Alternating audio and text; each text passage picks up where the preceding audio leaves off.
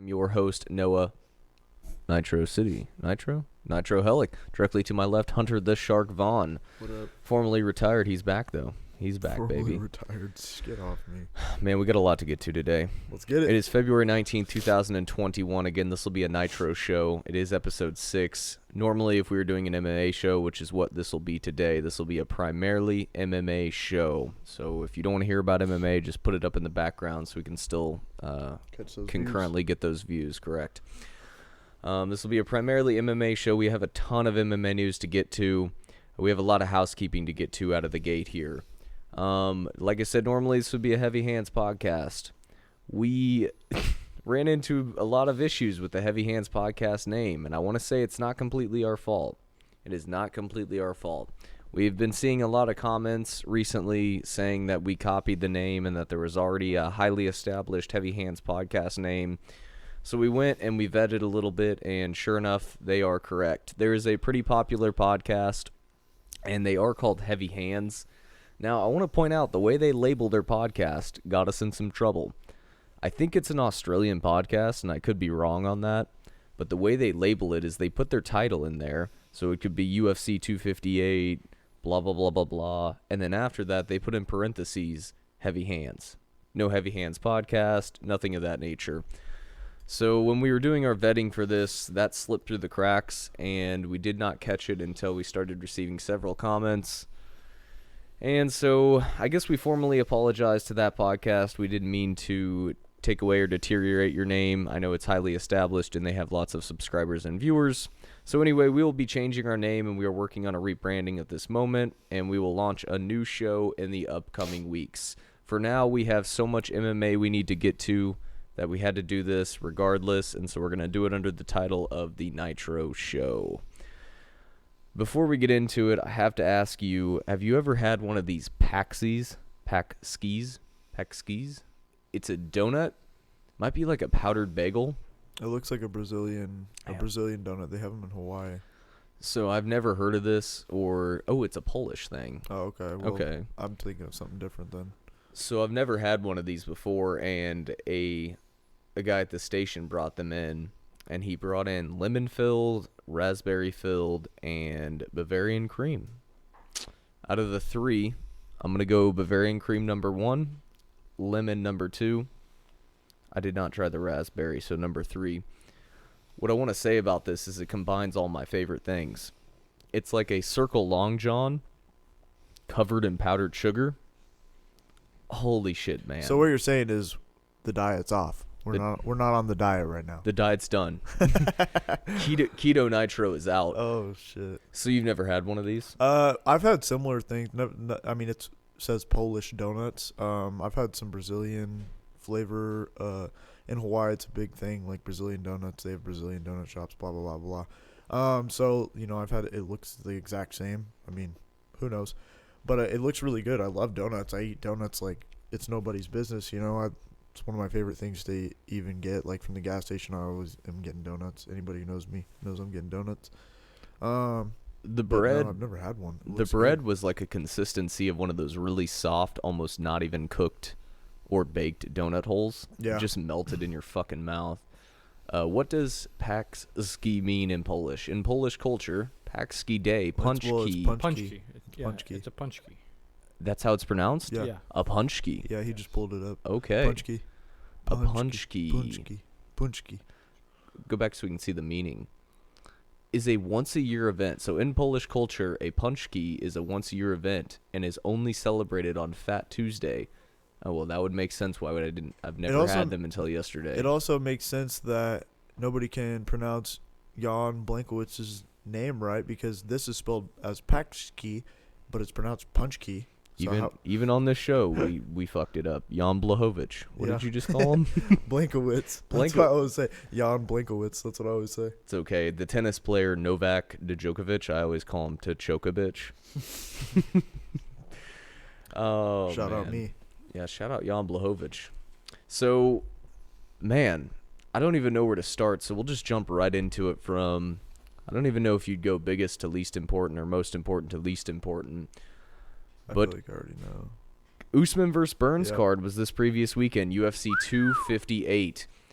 Usman KOs Burns at 34 seconds of the third round, and he brutalized him. In the beginning rounds, Burns dropped Kamara. First time. About 20 seconds in. And it's the only time Kamara has ever been dropped. Boy, he got hit hard. I think it just, obviously it's part of it, but, Gilbert Burns threw that overhand right, caught him right in the ear equilibrium area, maybe hit him in the temple. But, that was a hard hit, and he walked right into it. Props to Burns for that, because I know you and I had the same views on the fight. I was hype. I was like, let's go. No, he's alive. No, he's still back up. He's still awake. Damn it. Finish him, Burns. Finish him. And then Kamara gets back up, keeps fighting, finishes the round. Second round, he comes out and drops Burns. And I was like, no. But, third round, then he TKOs him or whatever, KOs him with a fucking jab. The hardest jab since fucking Sugar Ray Leonard. Jesus. I don't know what they classified the finishes as, TKO or KO. I would have called it a KO, to be honest. Actually, I think he quit, kind of. It was a TKO. Yeah, it was a TKO. He was ground opponent, like this. Yeah. And then the ref stopped it. Brutal fight. Really good fight. It was. It was an extremely entertaining fight, for sure. I have to say, Kamara, after he took the initial adversity, he just came on so strong when he went back to his corner and Trevor Whitman announced that he needed to use his jab, and a jab is what makes you a champion. And he came back out there and he used something that is very, very, very difficult to implement in MMA. I can't name of any fighters other than Max Holloway who have a jab that's on the boxing level. I mean, the Mac G, notorious Conor McGregor, but he does have an incredible jab. Yeah, but I mean, you're not wrong. I mean, the jab is something that at our gym, I'm always preaching to, newer guys who I'm sparring with or training with. I'm like, bro, pop your jab. Get your jab out there. And because it's a range finder, for one. Two, it keeps people that are trying to pressure you at bay. And if you land it, I mean, it just sets everything up. If you have a solid... So, like, Kamara doesn't necessarily have, like, a quick snapping jab. He has a power jab. So every time you feel it, you feel like you're getting hit with the right hand. Granted, he switched to southpaw, so he did land his right hand with it. But it feels like a power punch whenever you're using it as a power punch, versus like a snap quick boxing jab, which is more or less what I use. But I thought his jab was really quick, and I also thought it was accurate. Yeah, I thought he was catching him right on the soft spot of the chin every single time with that jab. I'm not going to say that Gilbert isn't a striker. He's obviously more of a jiu-jitsu fighter, but his striking's coming. He's not bad. But let's look at it. I mean, he's standing in range, not even he's standing right there just eating them. He doesn't move his head at all. Gilbert, he's not slipping punches or nothing. Not to take anything away from Kamaru. But Gilbert's not slipping punches. Gilbert's not a striker, not by nature. So, he's not slipping those jabs. So I think that's more on him. Come back to the drawing board, start working on some head movement, because if anything, you should be getting hit by one jab, two, but you got to move your head. You can't just stand there and eat him, especially on the chin, bro. Come on. Kamara's very flat-footed. Did you notice that? Yeah. He stands extremely flat-footed, and his ability to do that has to do something, I believe, with the fact that he is not going to get taken down. If you stand flat-footed, you're always at risk for a takedown. And one thing I thought was interesting, I did watch some grappling leading up from Gilbert Burns, and he has a very aggressive double leg and a very good single leg game. And he didn't really push it at all. He laid down on his back, and I'm kind of over that at this point. I'm pretty much over the idea that you're going to lay down on your back as a known, renowned Brazilian Jiu-Jitsu champion, and you're going to get someone to come into your guard. Kamara Usman, who I think has arguably some of the best ground game defense, as well as some amazing top pressure and control, even him, he had Damian Maia on his back, and Damian Maia could not submit him. And this guy didn't want to go to the ground with Gilbert. Maybe try that once. I think he dropped him, and Gilbert laid down and kind of gave him the come to my guard. Even after he tried it once, though, get up and try something else. It irks me, and it kind of makes me angry that he didn't even try to start any traps or initiate any wrestling chains in this fight, because he knew that was his only way to win, especially after midway through the second when he was getting paced up. He did not initiate. He didn't change his game plan. And I thought that was interesting because Gilbert comes from such a strong camp, 365 Hard Knocks. I mean, it's really easy to go look back, and I'm not just saying for us, but like as a fighter, it's really easy because I'm sure he's thinking the same thing right now. Like, damn, I should have grappled more.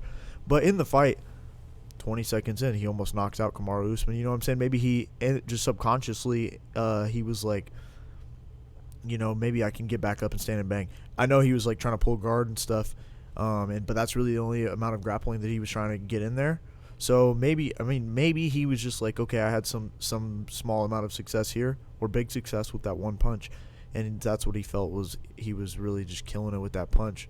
Yeah, we're pulling it up here now, but You know, I agree. I mean, even Damian Maia, who has some of the worst offensive wrestling and some of the worst striking you'll ever see, he still knows where he's got to go and what he's got to do to get there. And you're never going to see Damian Maia sit there, and he has laid down in some fights, or he's tried to pull guard, do a guard pull, but you're never going to see this guy lay down multiple times in a row.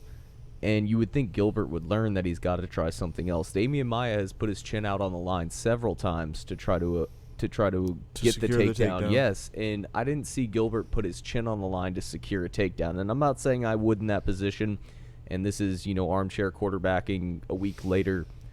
But it was interesting he didn't change his strategy. Hey, speaking of guard pullers, shout out Sheffer.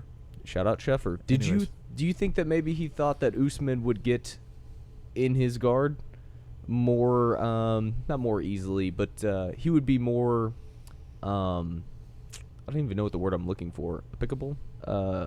They used to train together, though, bro, so maybe, we don't know the whole thing. They used to train together, so maybe, Burns was like, fuck, I know how good his wrestling is. I can't do shit. And we were talking about this before the fight. Like, why would you take a fight knowing that you can't do, with an old teammate? You can't beat him.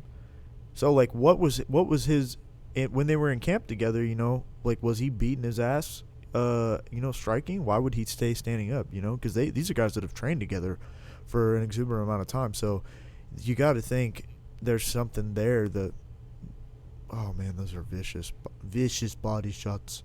My money would be on that Gilbert knew coming into this fight that he was a big underdog, not on paper, but in his head. And he was an underdog on paper, but in his head, I think he knew that he was in over his head, and he was more than likely going to lose.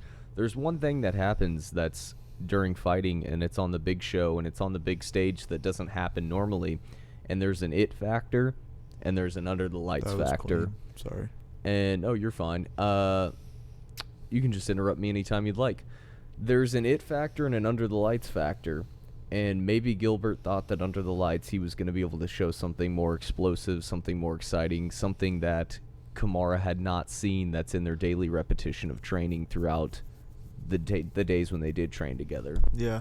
And, these are both high-level athletes that could be, Gilbert could catch him in a freaking ankle lock, an arm bar, a choke at any time. So maybe that's another thing that he was thinking of is that puncher's chance, I can do this. I know I can catch him in something, blah, blah, blah. And again, they train together, and think about, you can beat people up in training all the time. Doesn't mean that you're going to beat them in the fight and stuff, because right. But so maybe, I don't know.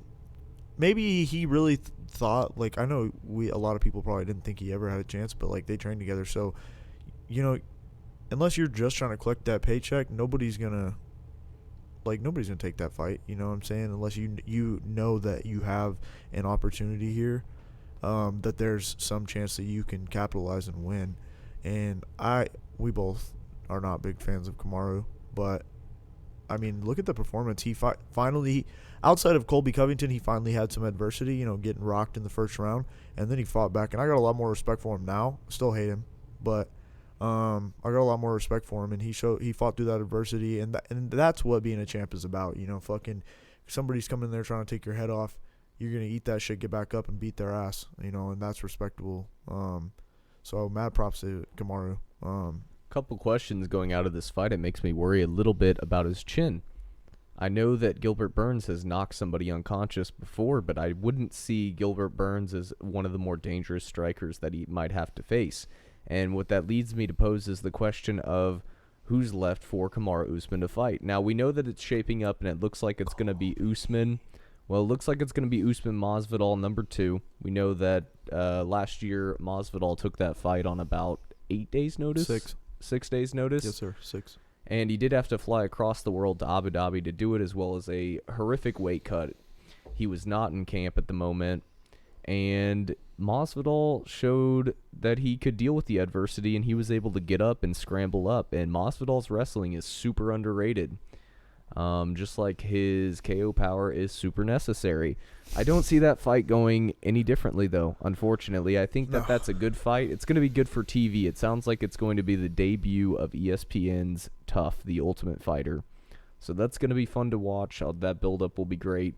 But I wanted to say, I think Colby Masvidal should be the Tough show. But anyways, that would be great, too. That would be better. In my head, one of the most interesting fights here is if Wonderboy could get a couple wins. Because Wonderboy's going to touch Usman. And I don't think you can take Wonderboy down. I think his movement's too crazy. And especially with the way Usman stands flat-footed, I'd love to see that fight if something doesn't come to fruition with Masvidal. And who's Usman fought? Jack, can you pull up Usman's past opponents, like his record or whatever? Because I want to see who he's fought that really bangs out like Wonderboy, Stephen Thompson. Because there we go. Let's see. Gilbert Burns, Jorge Masvidal, Colby Covington, Tyron Woodley, Rafael, Damian Maia. Nobody that he's fought. Emil Meek, I was there for that. St. Louis, shout out. Leon Edwards. Nobody's moving. In that list, nobody's moving really. Especially with the kicks. Nobody's moving with the kicks like Wonderboy. So Wonderboy might pull out some crazy-ass Mortal Kombat kick and fucking knock his shit out, you know? That is. And he doesn't have to pull it out. That's in his daily back pocket. He has the fucking Joaquin Buckley kicks for days, boy. Mm-hmm. So it's an interesting fight. I don't think it'll ever happen or come to fruition. But that Leon Edwards win is super interesting. If Leon Edwards could, not to take anything away from your brother's favorite fighter, but I mean, Wonderboy might be getting slept if he gets caught by Kamara with an overhand right. He's got a lot of power. You know, Wonderboy does get hit frequently. Yeah. Just his style where he stands sideways with his hands down. Nonetheless, interesting fights. There's a lot to look forward to. The big question is, obviously, we think Masvidal is going to be next for Usman. How do you feel about that fight? I just told you that I think it could go practically the same way, and it's going to be a fun build-up. Yeah, same way. I'm off the Masvidal hype train. You know, he is an exceptional athlete, great fighter, tough as nails, but we're not talking about, you know, who's the baddest motherfucker. We're talking about who's the world champ. Kamara Usman is the most dominant. And I was hyped for Masvidal, and I like his attitude and his striking capability. But, I mean, history has a way of repeating itself. I think he was overhyped, very overhyped, you know. How could you not fall into the overhyped train when he does something as amazing as that flying knee and knocking out Ben Askren in 7 seconds? It's hard not to fall for that. I heard Cormier say this at some point during the Usman Burns card. He said, for every one flying knee knockout, there's 1,000 that didn't land, and they ended up in a takedown or whatever. You know, and it was Rogan too, right? Rogan was on the Kamara one, I think, with Cormier. Anyways, the commentary. Yeah, correct. Yeah, and so they were talking about that, and that's so true. Because I mean, think about all the people who tried to hit the Corey Sandhagen or the Jorge Masvidal. How many people don't hit it? So, you know, and it's also Ben Askren. Ben Askren is a whole different game than Kamara Usman. And you know what Askren's gonna do. Yeah, he's not there to fight. He's there to wrestle and choke you out, ground and pound, whatever. But Kamara Usman will fight. We've seen him fight. He just literally fought through, you know, that adversity with Gilbert Burns. And then also Colby Covington. They didn't even wrestle. They just banged it out for the whole 5 rounds. Well, that was one of those wrestling negates wrestling type matches. Exactly. With Colby versus Usman. Yeah, like a Stipe and Cormier. You know, they can both wrestle, so they just got a box. One thing that's really funny to me is I believe Usman is pulling a Tom Brady. 2 years ago, when Tom Brady won the Super Bowl with the Patriots, and he convinced himself that people were telling him he was too old and that he could never win a championship again. Nobody was saying that. But he convinced himself and he convinced his team that he was too old, and that way he could hype himself up. And that's kind of what Usman is doing in the sense of when he comes out of this fight and he screams, "Put some fucking respect on my name." I have not heard one person not put respect on Usman's name. Yeah, I hate him, and I still, like, it's hard. Like, how can you not recognize how good he is? Like Khabib. Like, I'm not really a Khabib fan, but Khabib is one of the most dominant fighters ever, so it's the same thing. Not that Khabib is ever, like, put some respect on my name, but you know what I'm saying? Like, how you can't not argue with the facts here. And, I don't know. When you come out of a fight with that attitude after you just put on a performance like that, that just speaks to the mental mindset. Yeah. Clearly, deep down, he's not happy with his performances, and they've been so great. So think about what that guy has left in the tank show us. I think, like, it's like Curtis Blaydes said the other day. Like, he wants to wrestle and shit, and people think that's boring, which is okay because they're casuals most of the time. But, people hate on the wrestling style, which is how a lot of his wins come by, and it is boring. But I don't think he has the same mindset as Curtis Blaydes. Like, he wants to be recognized as a big overhyped champ, and he doesn't get that respect because he's boring. And so Curtis Blaydes said, 2 days ago, he was like, I'm not going to risk my $100,000 win bonus because you want me to fight somebody. I'll just take him down and win, and then that's $200,000 I have versus $100,000. Y'all are crazy. And I completely agree. If you are still winning fights like that, like by wrestling people, who gives a shit what the fan want? You're still getting paid that money. Like, that's like he said that's $100,000 less than my daughter has if I try to fight you and you knock me out. If I take you down and I beat your ass, that's $100,000 more than my daughter has. So this narrative is so widely agreed upon, but we don't see it very often because the money factor. But Chiesa said the same thing a couple months ago. He said, people talk shit on my striking. This is Chiesa. But why would I show my striking when I never have to get off plan A? And we know Chiesa's plan A is grappling. Yeah. And it's just one of those things that there's two different types of fighters. There's those people who fight for glory. Shout out the Shark. And there's those people that fight and they use their skill sets and they use them appropriately. To be winners. And, I just think that if you fix the pay structure, you might get more exciting fights because people wouldn't have to worry about securing a win to get paid. Yeah. But at the same time, you're going to have to be one of those fans that's not a casual to understand and respect the grind of wrestling. And if you've been wrestled, we were just talking about this a couple days ago. Shout out Ralph. It makes me cringe and clench my asshole when I'm watching some guy get, even if he's just getting laid on, not even top control with strikes. Yeah. And because I know how frustrating it is not being able to get up, knowing someone can do that to you is probably one of the most frustrating, anxiety-driven things you could ever watch. Absolutely. For me as someone who's involved in the sport. Absolutely. So we kind of know what's next for Usman. It's going to be Masvidal. If the Masvidal fight fell through and they didn't want to do the Colby rematch immediately, would you have a problem with Wonderboy skipping the line, seeing as he's one of the only people in the top 10? I never even thought about that, bro, honestly. And now that you bring it up, Wonderboy is a very interesting matchup for Usman. I like that fight a lot. And I think it has it could go either way. It could be boring, a lot of wrestling, but It could be a point fight. Yeah, but at the same time, Wonderboy is always exciting to watch, so he'll make something happen, and if not, whatever. But all right, well, moving on, what's next for Burns? Let's touch on this real quick. Burns now is in an interesting position. He just fought for the title, and when you get off of a title fight, it's one of the most interesting times in your career because you either go right back where you came from, and I mean that in two ways. Either you go right back into a title picture or you go right back as to a contender that nobody gives a fuck about.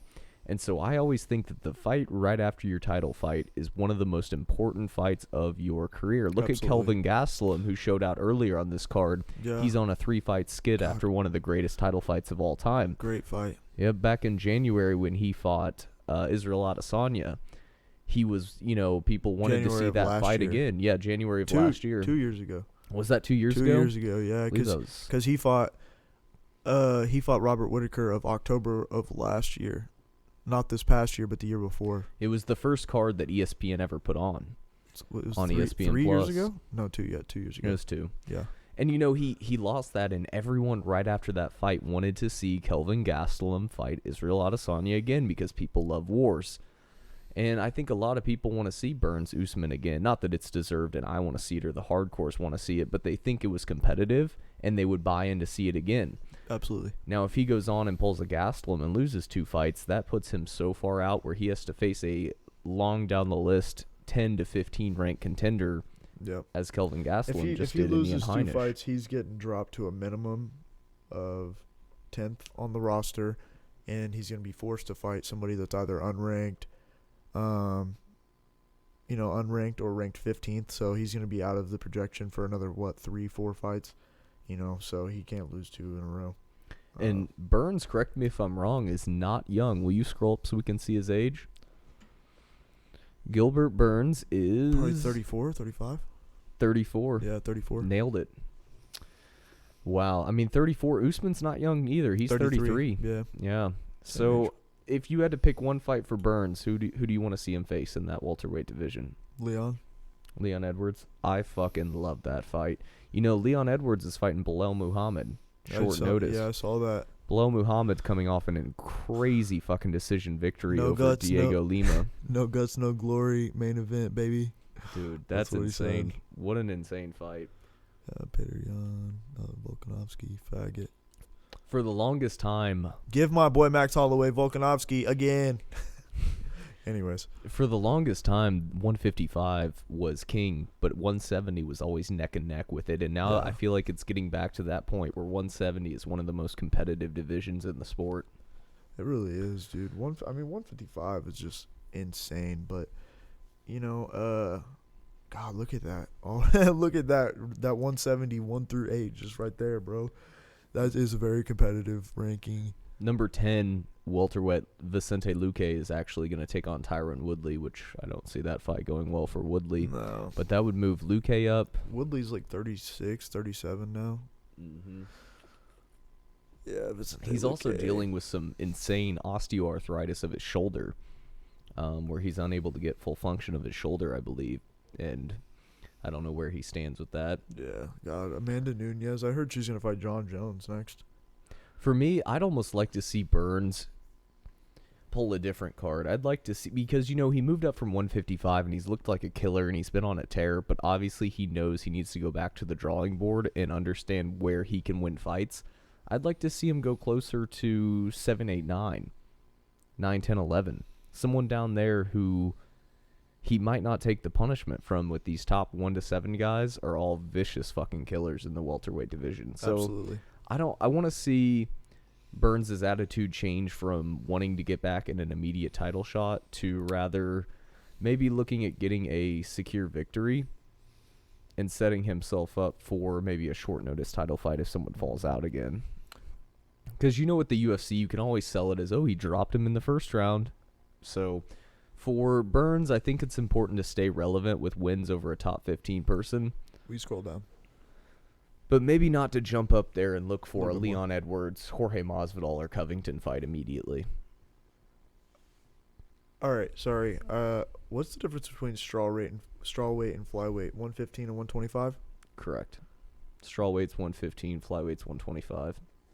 Women's strawweight is one of the most heat divisions in the UFC. Yeah.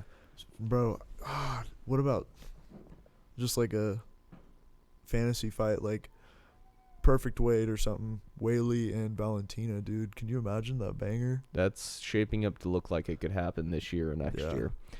We're getting way off topic. We need to Yeah. continue on to UFC 258 recap. Who stole the show? Oh my God. Anthony Hernandez submits Rodolfo Vieira at 0153 of round 2 by arm in guillotine. Before we get into this, I need to gas up my boy Rodolfo Vieira. If you could pull up the Wikipedia and I can show you this guy's resume. Two-time. We'll scroll down. Keep going. This guy's... Oh, there we go. Let's go here. Look at these. Holy shit. ADC Submission Wrestling World Champion. Gold medalist at 99 kilograms. Gold. World Brazilian Jiu-Jitsu Champion. 5 gold medals. 2 silver. Yeah. World Cup BJJ. 1, 2, 3, 4, 5, 6. Keep scrolling down. 7 gold medals World Cup. 2 gold medal Pan Am Championship. 2-time gold medalist European Championship. This is not in the a same guy. year. This is not a guy that gets Anyways. submitted. And this is not a guy that gets submitted with a losing record. First of all, everybody can get caught, but I see what you're saying. I just wanted to point that out because one day I'm gonna sub you. That could happen one day, especially if I get cancer or some type of anemic blood disease. Yeah.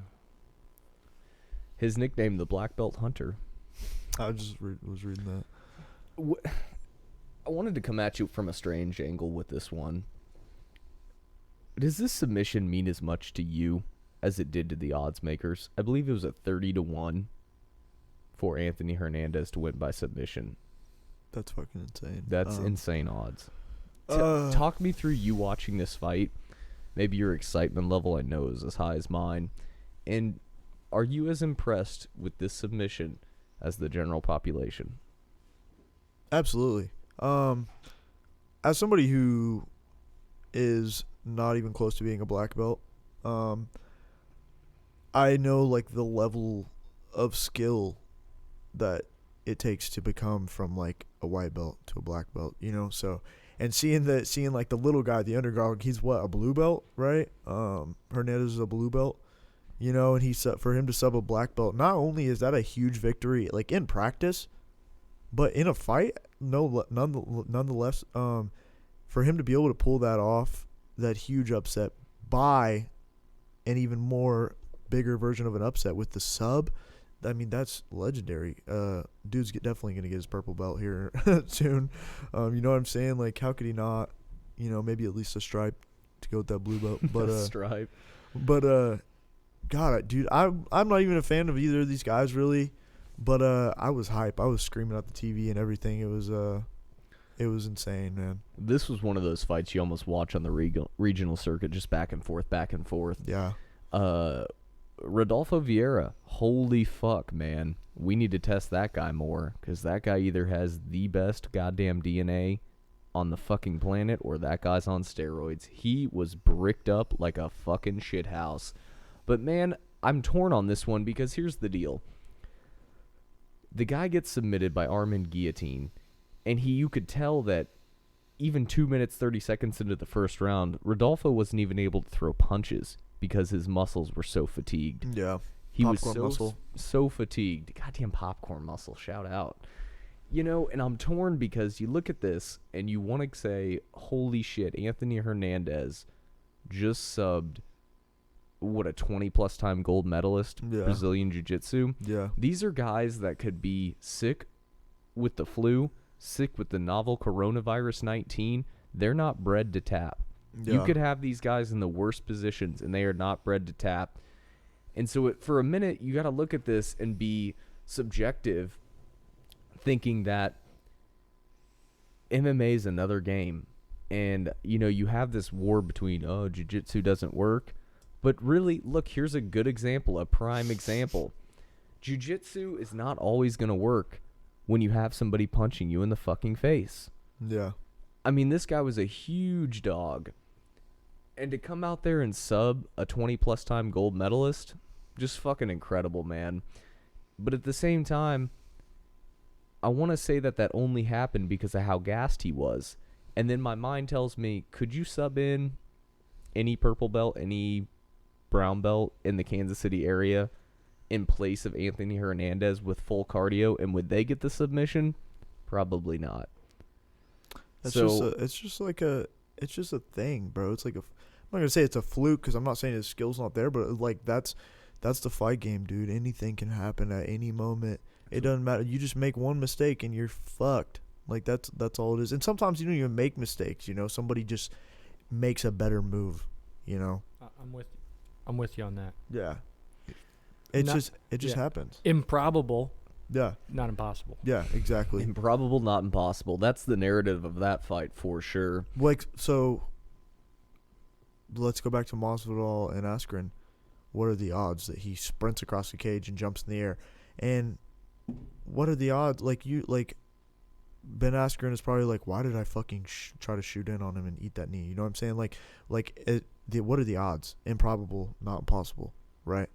And that's just my thoughts on this. And look at that. What's his name? Anthony Hernandez was 2-2 coming, or 1-2 coming into this fight. Into the UFC. He's also been submitted by Marcus Perez, who is a black belt, I Yeah. believe, the guy who dresses up like the fucking Joker. Yeah. But he's a fucking nobody. Look at this. He got this no contest that was overturned on the Contender Series, got signed, and then was 1-2. So coming into this fight, he really needed this win. And thank God for him, he got a huge win. 2-2 in the UFC. Yeah. You know that Kevin Holland loss ages very well, though. Kevin Yeah. Holland's a fucking savage. Yeah. Last thing I want to touch on this is, where does this rank on your total overall upsets? Do you have any in mind that you were just as surprised, boxing or MMA, that this happens? I have one that takes me back. Let me hear it. Man, this almost felt like Holly Holm versus Ronda Rousey. Oh. And here's the conclusion I want to draw, because I don't know if it's hitting that hard, but yeah. Well- I see what you're saying. In terms of, like, relativity and the scale and blah, blah, blah. But, like, I'm saying, like, that was a much bigger fight, but the odd difference is the same. right. I mean, that was the kind of excitement I almost had, though. Okay. When I watched this, it was that kind of excitement between Holly Holm knocking out Ronda Rousey. And here's why: because I wasn't actually a big fan of Ronda Rousey, so the loss didn't hurt me like it would like a McGregor losing, because you know I'm a dick rider. But it didn't hurt me like that. I got to watch it as a fan and be genuinely excited about how fucking insane it was. And that's how I felt in this fight. I was like, holy shit, this is the fucking underdog getting his day. Every dog has its day. And it doesn't always happen like that, you know? And maybe not overall. He's not really that big of an underdog. But in terms of grappling in jiu-jitsu, completely outmatched. If there was a grappling odds and MMA odds, the grappling odds would have been just as high, I think, as Yeah. this Rousey Holm knockout. Yeah, absolutely. Oh, there's some of the other big ones. Oh, yeah, that one was fucking crazy. I remember that one. Man, I'm kind of a Rockhold fanboy, so that one hurt me too. Anyways, We talked about this last time. I gotta stop being fans of these guys. It's hard to enjoy the fight game when your boys lose. Yeah. All right, what do we Yeah. got next here? Yeah, that one was crazy right there. We are actually 3 weeks removed, I believe, from Overeem versus Volkov. Overeem, oh, bro. I don't even have much to say about that. He just... Alexander Volkov finishes Alistair Overeem at 2 minutes and 6 seconds of the second round. Again, after brutalizing him for an entire round. Volkov was patient. He backed Overeem up to the fence. He avoided Overeem's big overhands, and he threw lots of your favorite word. What- Heavy hands. No, what kind of punches do you call them? Oh. What are you talking about? The punches that are soft. They're soft. Yeah, when people are in the clinch and they just throw shoulder punches or whatever. Oh, yeah, shoulder punches. Shoulder Yeah. punches. I was sorry, I thought you were talking about No, you something have a term you always use for it. I was gonna arm punches. Arm punches. Yeah. I was gonna say smacky fuckers. Smacky Yeah. fucker. I Yeah, know. when you're in the clinch, you got to use them smacky fuckers. The smacky fucker arm punches. That's That's what he it. was using a lot. And, you know, he backed out. He was patient and ended up getting an absolutely phenomenal win that he much needed to stay on top of that heavyweight division and to remain in the general conversation for a title shot. What pissed me off about this fight, and we all know the narrative, this is a pretty cut and dry narrative. Volkov's going to move on. He's going to stay in the title picture, and he's going to get a hard-ass fucking fight next. Yeah. Overeem came into this fight, and he said, I'm going one more time for the title. One more time. That's it. He knows the damage he's taken. He's been in this game for a long fucking time. Dude. And what does he say after this fight? Oh, I'll be back. Yeah. God damn it. What is fucking wrong with these people? Tell me what is wrong with these people. Why can't they give it up, Hunter? It's hard, dude. It's addicting, and nobody wants to go out with an L, dude. We all want to go out on top, but it's like gambling, bro. Like, you're gonna keep chasing that win until it's all gone, you know? Right? I mean, that's the way I think about it. Like, you keep chasing it more and more. You always want to get that more and more feeling, that adrenaline rush of, like, that big win, in terms of just gambling. Again, you want that more and more and more. And even when you're up like $2,000, you still want more, right? So, and then you're just going to keep pushing until you lose. And then when you lose, you justify it, right? And yes, I think that's what's going on. When you win and you lose, you justify it. Yeah. You're correct. And so I think that's what's going on there, and that's what goes on with everybody, man. I don't blame them. It sucks to lose, and everybody wants to go out on top or just win in general, dude.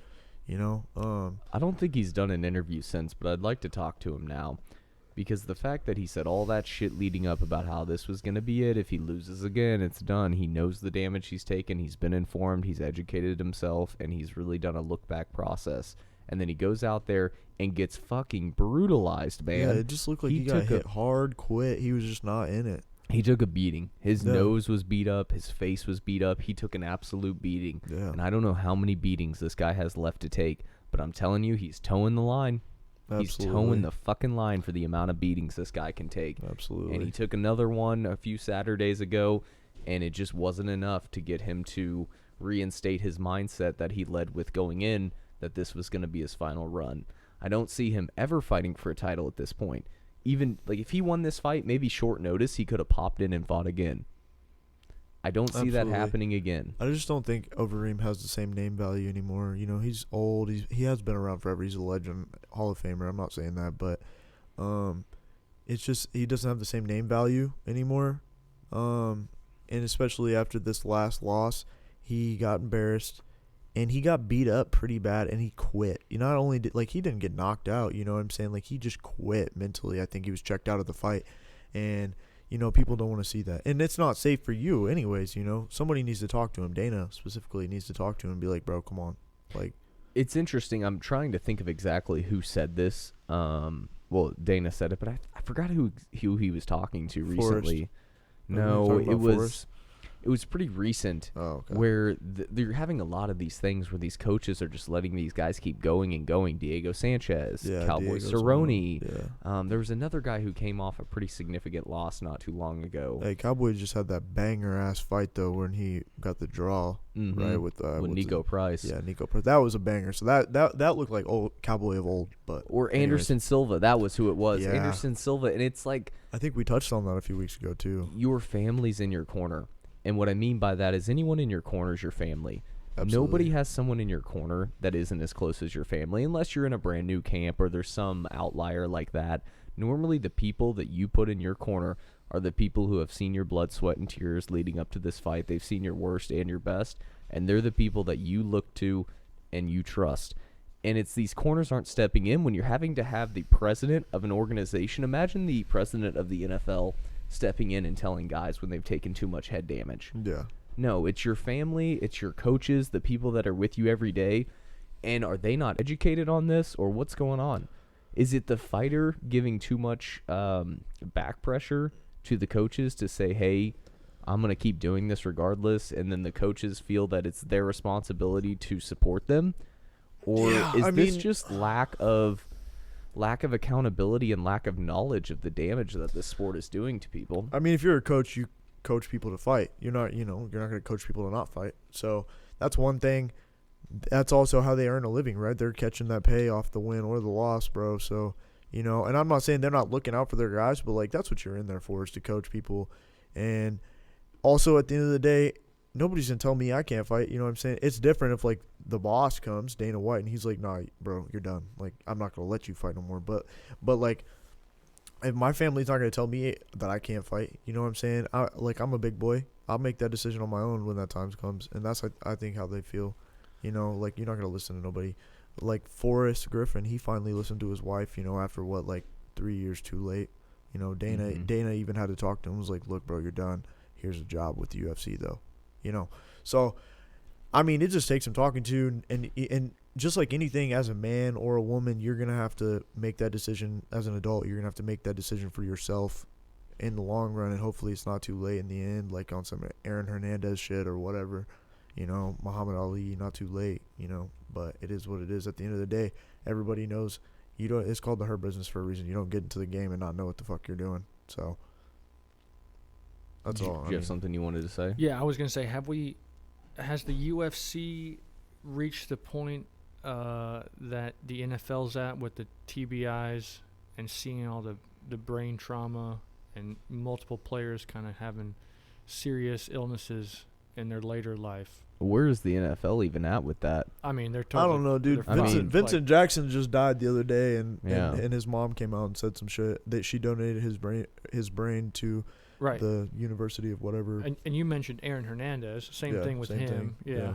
And that was All of them, wild. dude. You know, I think the UFC's in the right direction. The problem is that when you get to the UFC, you've been through the ringer of all kinds of sketch-ass fucking shows. You've been through a Sure. regional circuit. You've been through an amateur circuit. You fought at casinos. You fought at bars. And then you finally get to the UFC where they have a UFC Performance Institute where they can do these scans. They can do these tests. They can draw the labs. They do the appropriate testing. They give you the right diet. They give you the prophylactic medicines or supplements that you might need to reduce the atrophy of your brain from getting hit, which is where I think the NFL is at. But when you get to the NFL, where are you coming from? College? Okay. Where there's hundreds and thousands Pop of millions and high of school. dollars. Yeah. Pop Warner, middle Right, school, right. high school, college, then the NFL. There's so much more structure. Yeah. Which is worse, fighting or football? I think football. I think repetition It based. depends on the fighting. Boxing is by far the worst. Wearing helmets, True. man, and thinking that you can just hit shit as hard as you can. And we've all known that the studies show that it's not the initial impact that causes most of the brain trauma. What it is you hit something hard and then your brain goes doom doom doom doom doom doom doom doom Yeah. 3 or 4 more times, left, right, up, down, back, left, and I sound like a broken record, but that's what causes the damage. I mean, I've had a concussion from football, and I missed 76 days of school, bro. So I already For a know. concussion? Yeah, Holy fuck. it was bad. That's insane. Well, I never had a concussion before, at least not that I know of, and I gave out this. It was a pretty even hit. I'm not even gonna say I fucking smashed this dude, but I hit him. We hit the ground. My brain bounced back and forth in my head, and then I played the rest of the game and had about 8 more tackles. You know what I'm saying? So, and not to mention all the blocks, hits, blah blah blah blah blah.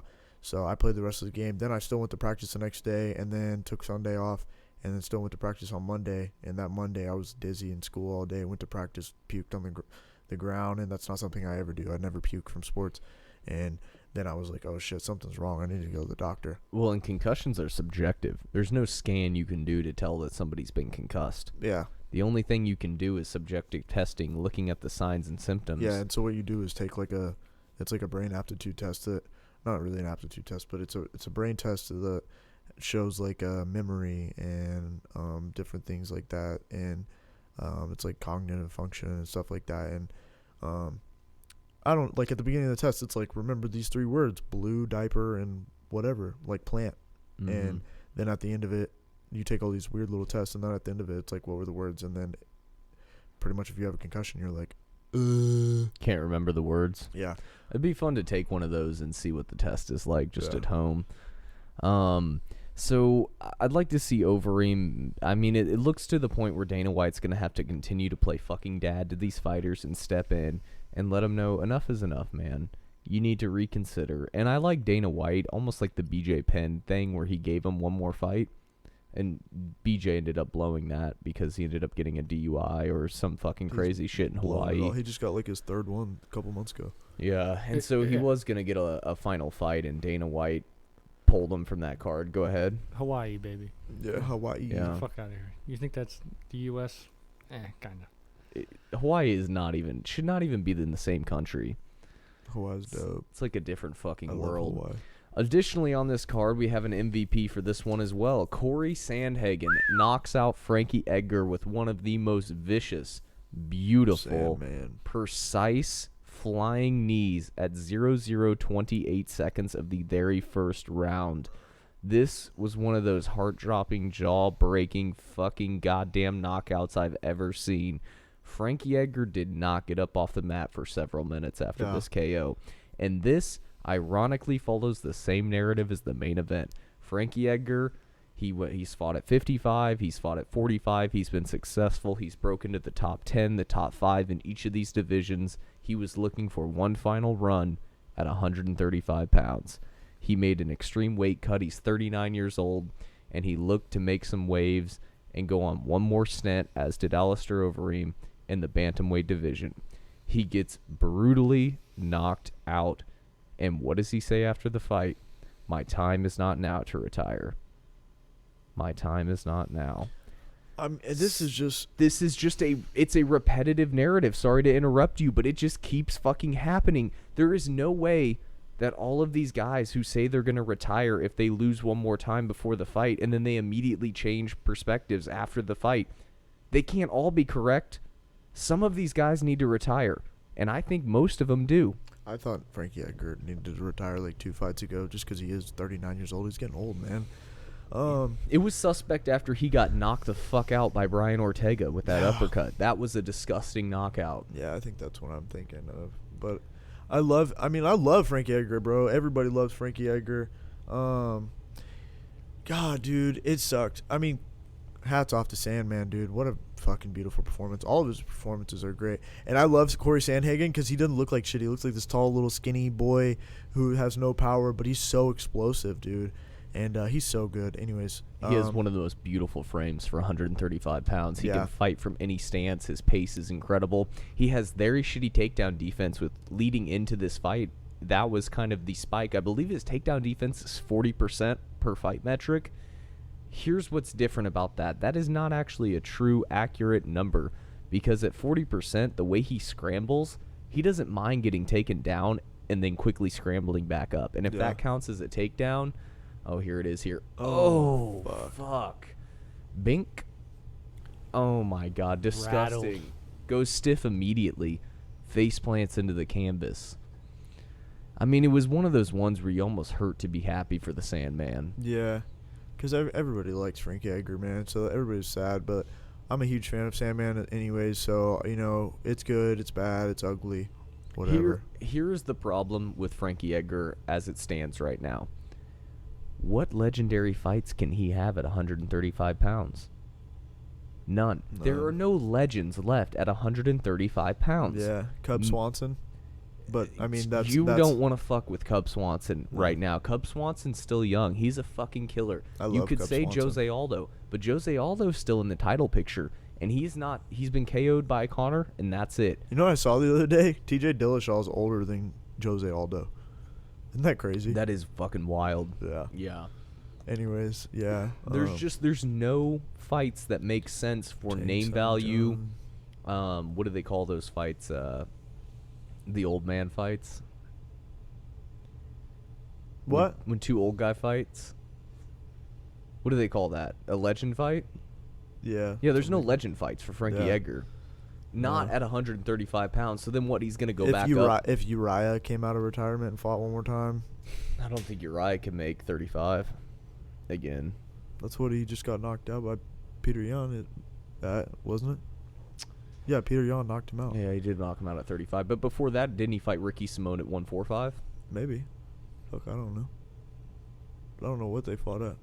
Ricky Simone looked fucking good the other day, too, didn't he? Yeah, you know they're targeting Uriah Faber versus TJ Dillashaw, right? Yeah, I saw that. That's stupid.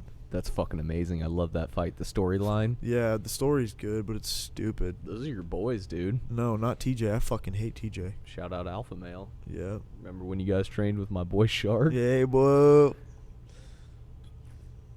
Yeah. Well, the Sandman stole the show a couple weeks ago. That was one of the most incredible knockouts I've ever seen. Absolutely. It was fucking amazing. Yeah. Anyways, all right, moving on. Blaydes and Lewis, right? Blaydes Lewis. Let's get into this a little bit. Can we pull up the fight metric links that I posted there for Blaydes and Lewis?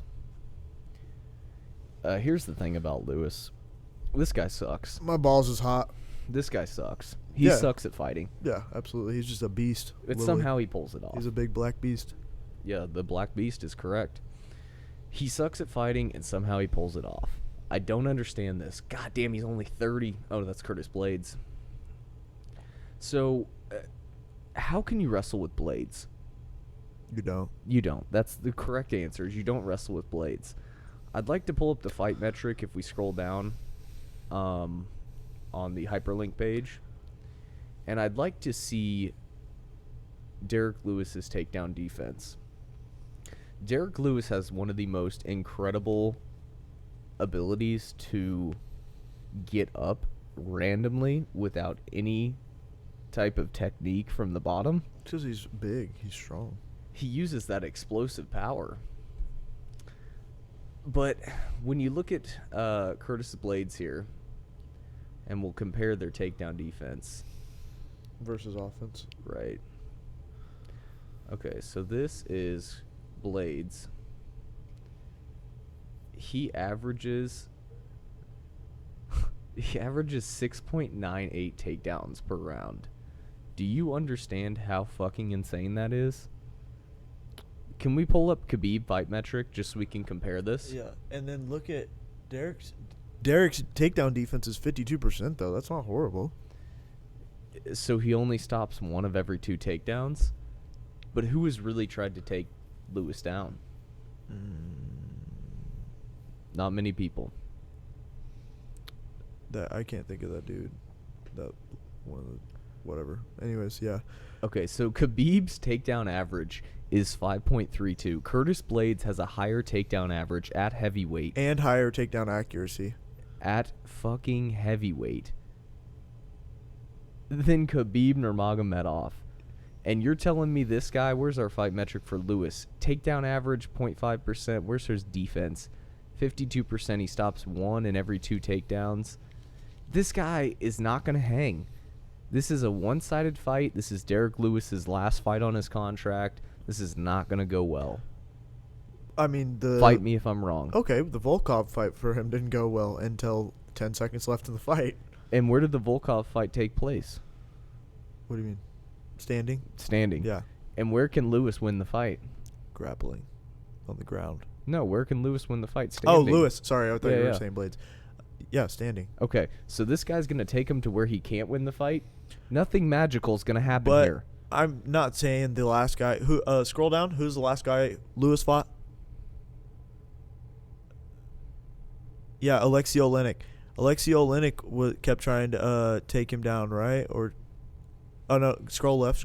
Alexei right Oleinik's here. one of those jiu-jitsu guys Takedowns. that Oh, what's that guy's name? Ilir?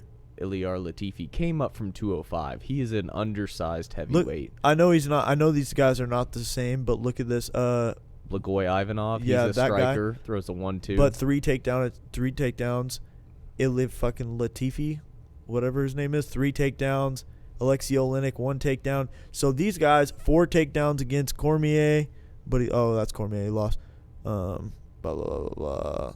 Yeah. Anyway, so like these dudes are wrestling him, and his wrestling is getting better and better and better. Not to say that he's gonna out wrestle Curtis Blaydes, but it's like I always say this. I always bring this up, but it's like Daniel Cormier said. He can wrestle too, you know. He doesn't just because Cormier is a gold fucking Olympic gold medalist or whatever. Stipe could wrestle too, you know. I'm not saying in any way this is the same matchup between Stipe and Cormier as a Blaydes and Lewis, but I'm just saying that, you know, people are constantly learning and evolving, and Lewis's wrestling we have seen get a lot better. So what if he stops a takedown here? What if he has 75% takedown defense on this fight? If you get taken down... Sorry, my sound came on. If you get taken down by Blagoy Ivanov 3 times, you're not going to stop Curtis Blaydes. If you get taken down 3 times by Ilyar Latifi, a clinch fighter, you're not going to stop Curtis Blaydes. If you get taken down once look at that. by That's a year ago. Alexander Volkov, 7 feet tall, a guy 7 feet tall shoots on you, and you get taken down by this guy, you're not going to stop Curtis Blaydes. Okay, but that's 2.5 years ago. That's a year ago. Think about how much better you can get in a whole year.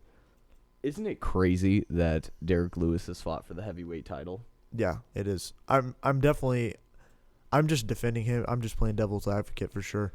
I love it, and that's why we like these fights, though, because Derek Lewis has that oh fuck what if factor. Yeah. At any moment, he could hit you with that hand. And, you know, he conserves energy really well to the point where he knows he's just going to capitalize. You know when you see those he's guys just so big, who, he just kind of like sits there and he's just like, okay. right. And then... You know when you see those guys who you know, and the commentators will always fucking scream it, you got to throw caution to the wind here. You've obviously lost this fight. They never do. They rarely do. I shouldn't say never. They rarely do. Lewis is one of those guys. He'll throw caution to the wind.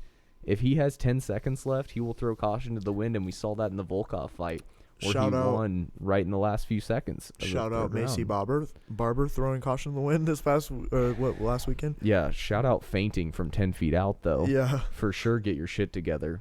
Holy fuck. but that was a beautiful third round. That Anyways, was. that was a better first and second round though by what's her name, Alexa Grasso. Yeah, Alexa Grasso. You want to Anyways. make an official prediction here? Blaydes. No, it better be a Lewis. I don't know. Blaydes by decision, or do you think he'll get it done?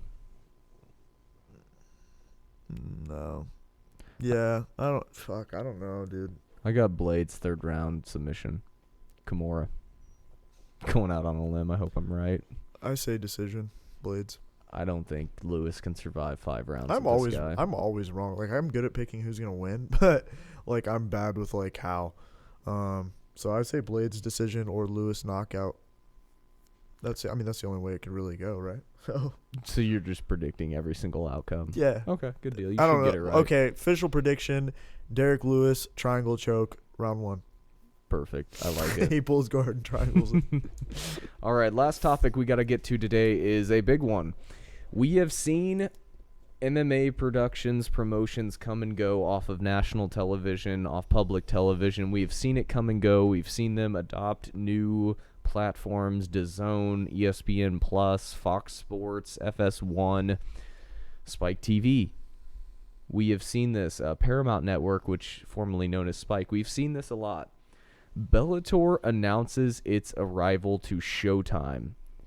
Showtime, the long time, probably the top boxing promoter, would you agree? Absolutely. Showtime is now adopting HBO, Bellator, HBO HBO. Boxing. Yeah. Either way.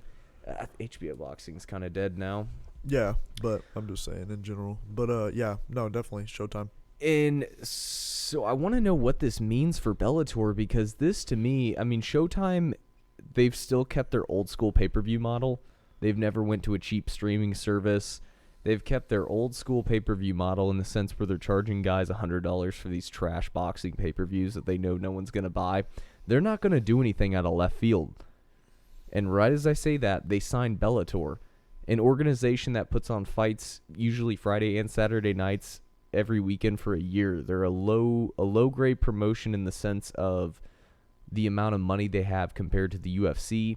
And I don't mean that disrespectfully, but I mean that they are not the type of promotion that I would see Showtime trying to launch, into the next level or next tier. This is exciting, though. This is really fucking exciting because this could mean that there's going to be some real competition. And we've seen a lot of guys go from the UFC to Bellator, a lot of hot prospects come into Bellator. And I think Bellator did it right here. They're on Showtime. I don't know any information about what it's going to cost if you just need a regular Showtime subscription or if they're going to charge pay-per-view. But what they've done here is going to be one of the biggest attractions of this year for any MMA fan. I believe casual or not casual, hardcore fan.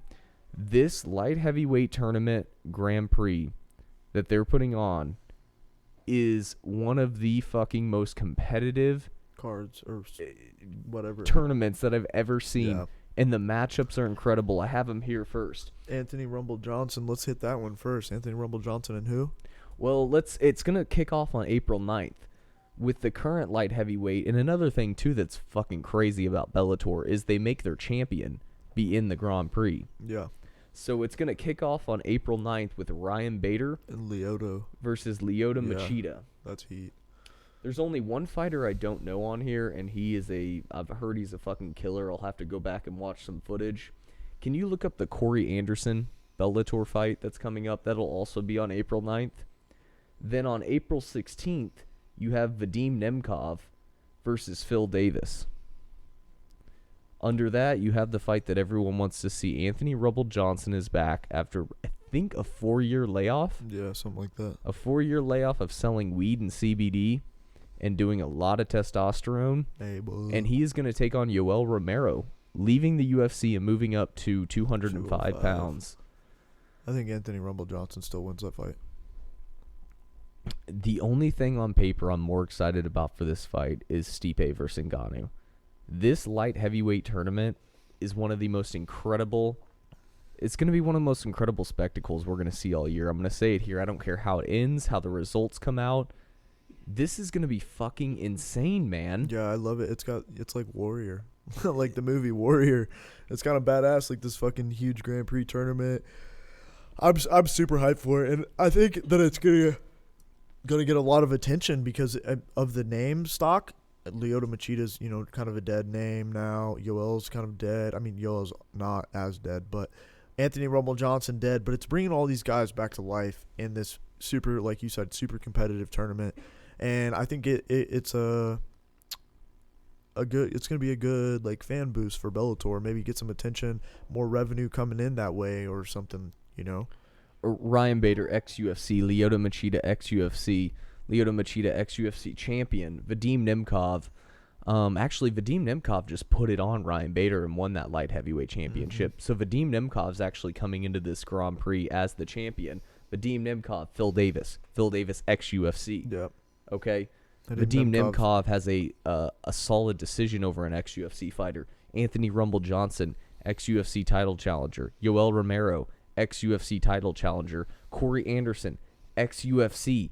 And we pulled up Corey Anderson's opponent here. I'm going to slaughter this name. Dvulsinzon Yago Shimaradov. Fuck that up. But this guy actually has a fucking insane record. And this whole Grand Prix is, they're not selling you short. If they wanted to charge for this, I think you'd get quite a bit of buyers. This guy's 18-5, 31 years old. He's young. 11 KOs, 4 submissions, 3 decisions. This whole entire fucking card's going to be incredible, man. I can't wait, dude. I'm actually looking forward to a Bellator card more than a UFC card. Absolutely. Do you know how insane that is for someone to say? Yeah, no, I agree. I mean, it's crazy, and I'm right there with you, dude. This is gonna be super hype. A lot of action, I think here. Let's run through some predictions real quick. I think Bader. I want to start that off. I think he's gonna KO Machida. He's gonna run through Machida whether he does it with his hands or his wrestling. Yeah. Phil Davis. I think he loses. Let's say decision probably. I think Phil Davis is gonna get outpointed by Vadim Nemkov. Who's next? Before we get to the main one, Corey Anderson, his chin is big sus. His wrestling is top tier.